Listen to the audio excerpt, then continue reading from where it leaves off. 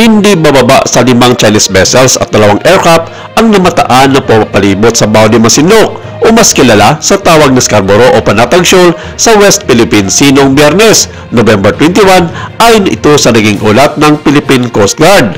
Ang mga pwersa ng China ay binabantayan sa isang regular na Maritime Domain Awareness o MDA flight na isinagawa ng Bureau of Fisheries and Aquatic Resources o BFAR at PCG, sabi na tagapagsalita nito na si Task Force West Philippine Sea Commodore J. Tariela.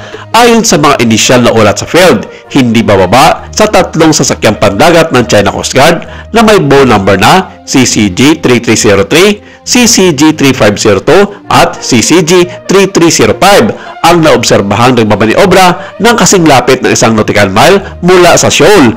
Dagdag pa, isang Chinese fighter jet ang nakalapit sa timog silangan ng shoal sa panahon ng MDA flight, habang ang isa pang hindi kilalang Chinese Navy helicopter ay nakita sa kanlurang bahagi ng Bao de Masinloc.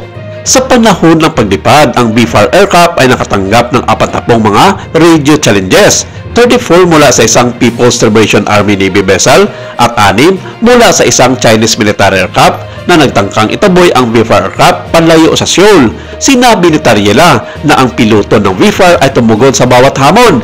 Iginigiit na ang sasakyang pangimpapawid ay tumatakbo sa loob ng teritoryo ng Pilipinas. Mayroon ding 2 Chinese buoy na natagpuan nakadeploy sa loob ng lagon, habang ang isa ay nakaposisyon sa hilagang kanluran ng lugar.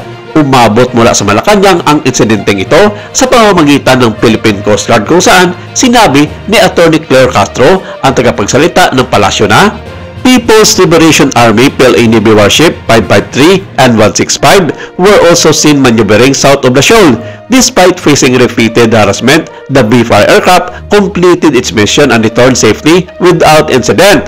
But they will not be allowed. Right now, one of the big ships from our Coast Guard is also in position, and some of the other ships from the BFAR department are also on their way to keep an eye on what we have. Ayon sa naging report ng Philippine Coast Guard sa Malacanang, na ang presensya ng mga sasakyang pandagat at kagamitan ay binibigyan diin ang patuloy na aktibidad ng China sa loob ng tradisyonal na pangisdaan ng mga mangingisdang Pilipino. Matatagpuan ang Bao de Masinloc sa layong 124 nautical miles mula sa Masinloc, Zambales, na nasa loob ng 200 nautical miles Exclusive Economic Zone o EEZ ng Pilipinas. Ngunit patuloy itong inaangkin ng China bilang bahagi ng mga katubigan nito, na nagpapamanatili ng matatag na presensya ng mga pwersang pandagat ng China upang igiit ang dominasyon. Sa kabilang banda, sinabi naman ng pamunuan ng China na ang naging payag ng tagapagsalita ng gobyerno ng Pilipinas ay puro pang spoof lamang para palakihin ang isyo sa nasabing karagatan. Sinabi ni Mao Ning, ang spokesperson ng Foreign Ministry ng China, na huwag magpadalos-dalos ng payag ang kanyang counterpart sa Pilipinas tungkol sa claim ng Pilipinas sa Mensiojiao sa China, dahil hindi nito alam ang mga pinagsasabi nito sa international community.